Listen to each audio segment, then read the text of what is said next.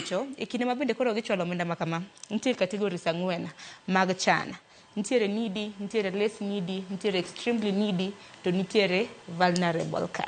To nyaka sani do nanyisi ni kaluwore kod KUPS milome mabende nagigolo chieng' tarik 4 mano mar dwe mar 8 jocho ndi jopuonjre 74,237 didek moko yudo funding mano mar piny owacho. Wira nok gichwalo kata mana ote magi. Wang'ino jochi manyoro ne deadline koro pod warito KUPS mar mondo mi koro yang'nwa ni jopuonjre maromo adi mabende no apply ne university funding model makama. Jopuonj makamage madwa ni walos godo nikech moko kuomgi bende okia nikech weche makamage kokinene nyakalondo kokiwinje nyakalondo kokinene wang' jowi kokisomo ok dak ing'e. To jonyuol bende wan gi jonyuol mabende odich mabende wach makama bende kolal negi ten mana kamano. Koro gima be afwenyo ni ji ok wachi, aparo ni sirikandwa ni gi assume ni ji ok ni marach kaka giwacho.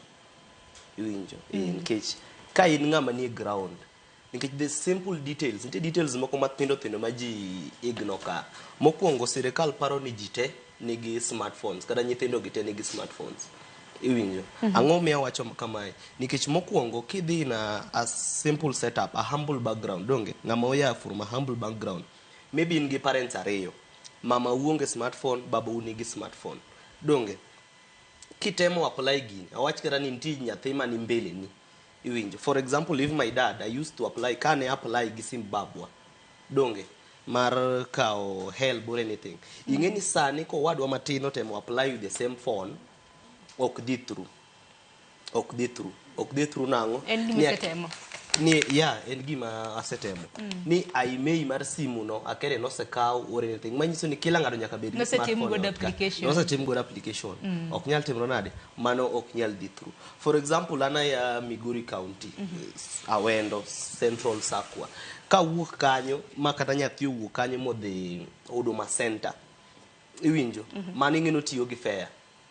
Iwinjo mano ing'eno tiyo gi fare ma ing'eni achiel from the achiel kuom challenges ma wan go ka. Odhi manyo cyber nikech cyber ok odhi manyo cyber kata odhi manyo Huduma Center.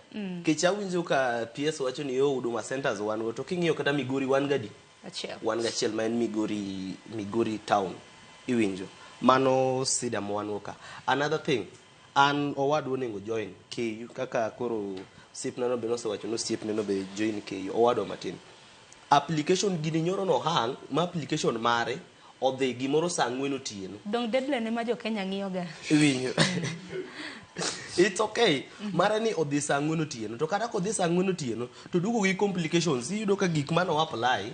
Iwinjo keto birth certificate ne dugo mra jalang'o moro.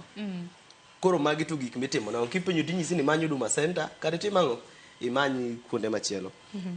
An kane wachako kane wabire campus Otieno school 2018 kane wabire campus mar wachaparo ni it was simpler kata kane wayuagore ndalo no but then simple nikech an nachula kene ne wachulo 26-28 donge 26-28 tiyudo kai maybe kao help kacha ikao gine sani gima timo sani ki apply gine ne manyien fees manyien en gimoro 300 kos ka kos nigi nengo en gimoro 300 wiye 300 wiye ni wan gi 74,000 students magir gini ok odhi through donge wan gin gidhi timo nango erumiyo gi scholarship makiu koluonge e private university odhi timo nango. Bende gini ya samoro bende seyo bende wanyalo kata mna bende nwaseyore wan wawegi nikech ngeni deadline na nitiere mana nitiere ma en deadline manochor nyime makoro norumo dochieng' manyoro ni temeneno ka most people poko apply. Gima timore niya gini wakia kakitime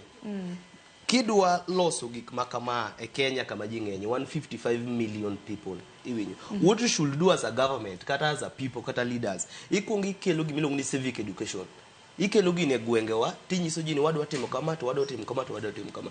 Gimara reyo public participation onge tiende. The other day dongwinjo ka usipna ni wacho ni negin case ji Kenya School of Government ma public participation mikelo post public participation ningo bed free.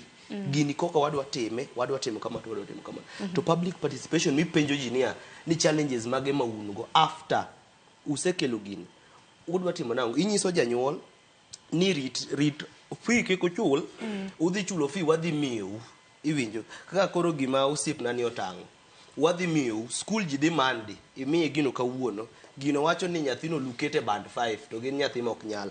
50,000 janyuol dhi yudo kanyo, timiye notice mar days 2 kata 3.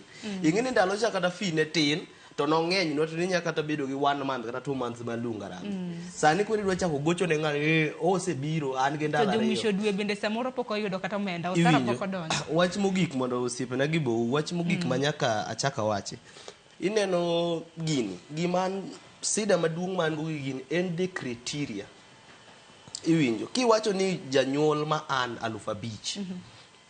Wachak gi mano. Iwacho ni janyuol ma an 5,995 umiyo 95% support kaka sirkal. Donge manyiso ni ken medicine student to janyuol dhi chulo 30,000. Donge mane gima ginyisowa oko kaje dhi chulo 30,000. Wan gi families ka ng'ato in a month oyudo 5,000 kata roughly 6. Donge en gi nyithindo 4, to nyithindo 4 gi te dhi school. Moko ni high school, moko ni mbalariany, iwinjo. Chiemo nyaku chiem, iwinjo. Nyithindo gi nyaka dhi school, ngima u nyaka dhi mbele. Tinyisowa ni nyathini ni koro ni ina financial year, ichulo ne 30,000, 15 first semester, 15 second semester. Poko dak, iwinjo. Poko dak, poko timo anything. Poko chiemo. Poko chiemo. Mani ng'eni olo ng'ato we school to ng'i kako chiemo. Kech ok inyatho nikech idhi school. Mano lo ibedo to chiem, to wach ni at the end of the day, we wayura. Even kech chiemo mane gima basic. Winjo koro ana feel ni ka gini iketo, to nego ket ni jonyuol gini chula te. Kiko wach ni yo mani e private. Usipna ni wacho kama ber ni temo miyo wa history kako se biro. Iwinjo, kaso koro ni koro konya yudo scholarship. Iwinjo. Onyalo mana yudo loan. Jogi temo nyiso wang'. At the end of the day, kwano be kigoyo, tidhi yudo ni loan ma kitieko period no te.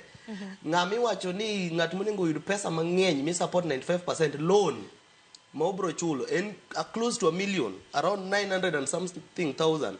Itieko school loan ni onego chul gimoro amora. Ko this thing okonego ti but mgala muwe na haki mpe.